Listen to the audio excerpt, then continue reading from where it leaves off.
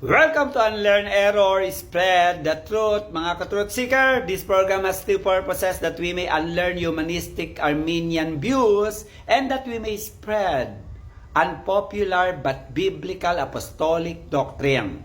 What is humanistic view number 6? Sinner's prayer saves. Ayon sa humanistic Arminian religionist view, ang makasalanan ay maliligtas sa pamamagitan ng sinner's prayer o pagsunod sa prayer ng mga ngaral. What is the truth and what is the apostolic doctrine? And let that apostolic doctrine be spread. Ito yon, mga ka-truth seeker.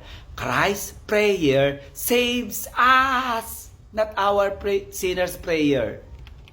Tayo po ay naligtas dahil hinirang tayo ng Ama, pinili tayo ng Ama, inaring ganap tayo ng Ama, at kinukup tayo ng Ama bilang mga anak niya.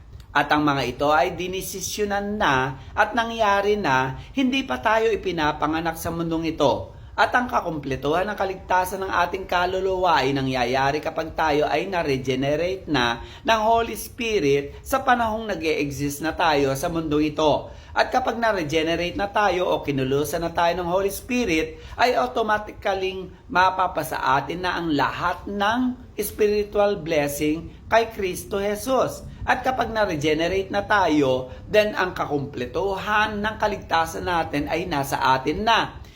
Inelect tayo ng Ama, niredeem tayo ng Anak, at niregenerate tayo ng Holy Spirit. Yun yung kakumpletuhan ng kaligtasan ng Diyos sa atin. At kapag nakumpleto yung tatlong yon, tayo ay totally completely ligtas na. Ano ang pinupunto natin dito, mga kapatid? Hindi basihan, condition, requirement o duty ang faith natin, ang good work natin, ang obedience natin, sacrament, sinner's prayer, altar call, faithfulness till the end. Hindi po yan requirements o duty para tayo ay maligtas. Hindi po membership sa true church, true religion ang makakapagligtas sa atin. Hindi self-righteousness natin o being good to others ang makakapagligtas sa atin, mga ka-truth seekers. Hindi water baptism o anumang bagay sa mundong ito. Kapatid, sana malinaw yan. Ang sinner's prayer po na ginagawa ng mga mangangaral ngayon ay man's invented doctrine po yan, mga ka-truth seeker. Hindi po itinuturo yan ng Biblia at kahit kailanman ay hindi ini-endorso ng Biblia. Balik po tayo ka-truth seeker sa issue na Christ's prayer saves. Ang mga inelect, justified, inadapt, na-regenerate na, at ligtas na, ang kaligtasang mayroon na tayo ay iniingatan ni Jesus sa pamamagitan ng kanyang pananalangin, sa progresibong paglago natin spiritually, at sa pananagumpay natin sa lahat ng bagay. Meaning, from the start to finish, Jesus' prayer will always be efficient and effective for us to be faithful till the end and be safe forever. Ano? John 17:9, sabi ni Jesus, dinadalangin ko sila na ibinigay sa akin ng Ama, na inelect ng Ama, hinirang ng Ama. Hindi ang sanlibutan ang idinadalangin ko, hindi ang non-elect at elect, kundi ang elect lang. Kundi yaong mga sa akin na ibinigay ng Ama. John 17:15, hindi ko idinadalangin na alisin mo ang mga elect, regenerated sa sanlibutan, kundi ingatan mo ang mga elect, regenerated, justified, mula sa mga kasamaang umiiral sa sanlibutan. Prayer ni Jesus to, meaning, ang prayer ni Jesus is efficient, sufficient, effective, para tayo ay maingatan at yung kaligtasang mayroon tayo ay maingatan ng Panginoong Hesus at iingatan ng Panginoong Hesus through His power and prayer and resurrection. Hindi dahil sa lakas natin, abilidad natin, faithfulness natin, kaya tayo ay nananatiling ligtas.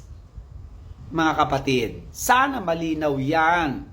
Walang participation, cooperation, participation natin, contribution natin ang makakapagligtas sa atin at makakapagpanatili sa ating kaligtasan. It is only Christ's power, Christ, and Christ's prayer that will secured our salvation. secure our salvation, Challenge and prayer, Luke 22:31. Simon, narito hiningi ka ni Satanas upang ikaw ay maliglig niyang gaya ng trigo. Luke 22:32. Datapat ikaw, Simon Peter, ay pinamamanhik ko, ini-encourage ko na huwag magkulang ang iyong pananampalataya. Pinapanalangin ko, ini-encourage kita na maging malakas ang iyong pananampalataya dahil pinapanalangin kita. At ikaw, kung makapagbalik ka ng muli, sa mga trials, temptations, tribulations, sacrifices, pag-alis pusta dahil pinapangaral mo ako, ay pag ikaw ay nagbalik lakas, pagtibayin mo, maging testimony ang test na ito sa iyo, yung mess na naranasan mo ay maging message, at aral para sa mga regenerated na tuturuan mo, Simon Peter. Challenge po yan sa atin. Marahil maraming katanungang umiikot sa isip natin, mga ka-truth seeker, na nagiging hadlang para di natin matanggap ang aral na itinuturo dito. Huwag po kayong mag-alala, mga ka-truth seeker, dahil ilalatag po natin ang biblicality ng mga doktrinang ito at i-discuss natin ng mas malawak sa mga susunod pang discussion. Sumubaybay lang po kayo, mga ka-truth seeker. Good day and God bless po.